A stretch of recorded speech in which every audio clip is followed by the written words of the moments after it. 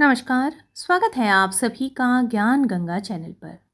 श्रावण माह का महीना न केवल भगवान शिव बल्कि भगवान विष्णु की कृपा पाने के लिए भी बेहद खास माना जाता है। और सावन माह के कृष्ण पक्ष में पड़ने वाली एकादशी को हम कामिका एकादशी के नाम से जानते हैं। धार्मिक मान्यताओं के अनुसार जो व्यक्ति कामिका एकादशी का व्रत रखता है और भगवान विष्णु की विधि विधान से पूजा करता है, उसके जाने अनजाने में हुए सारे पाप और ब्रह्म हत्या जैसा महापाप भी नष्ट हो जाता है। आज के इस वीडियो में हम जानेंगे कि कामिका एकादशी व्रत की सही तिथि और शुभ मुहूर्त क्या है और पूजा की विधि क्या है, पूजा एवं पारण की विधि क्या है। तो चलिए शुरू करते हैं आज की वीडियो को।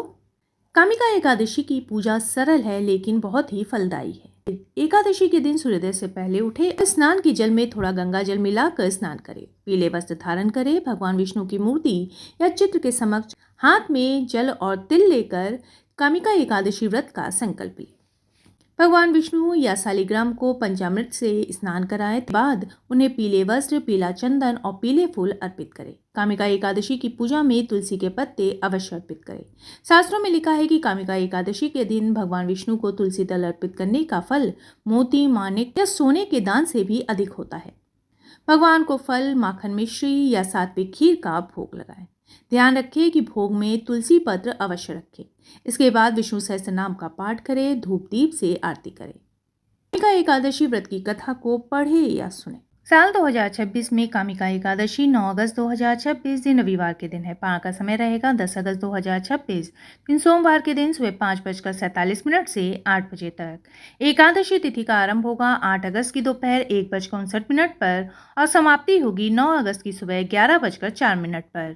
शास्त्रों के अनुसार धर्मराज युधिष्ठिर ने भगवान श्री कृष्ण से पूछा, हे वासुदेव, श्रावण माह के कृष्ण पक्ष की एकादशी का क्या नाम है और इसका क्या महत्व है। श्री कृष्ण ने मुस्कुराते हुए कहा, हे युधिष्ठिर, इस एकादशी को कामिका एकादशी कहते हैं। इसकी कथा स्वयं ब्रह्मा जी ने देवर्षि नारद को सुनाई थी। तुम ध्यान पूर्वक सुनो। प्राचीन काल में एक गांव में एक बलशाली और क्रोधी जमींदार रहता था। एक दिन किसी बात को लेकर उसका गांव के एक ब्राह्मण से विवाद हो गया। क्रोध के आवेश में आकर जमींदार ने उस ब्राह्मण की हत्या कर दी। हत्या के बाद जमींदार को बहुत पश्चाताप हुआ। उसने ब्राह्मण का अंतिम संस्कार करना चाहा, लेकिन ग्रामीणों और पंडितों ने उसे रोक दिया। ब्रह्म हत्या का पाप लग गया। सामाजिक रूप से उसका बहिष्कार कर दिया गया। पश्चाताप की अग्नि में जलता हुआ जमींदार एक महान मुनि के आश्रम में गया। क्षमा की भीख मांगते हुए बोला, हे मुनिवर, मुझसे अनजाने में महापाप हो गया है। कृपया करके इस पाप से मुक्ति का उपाय बताएं।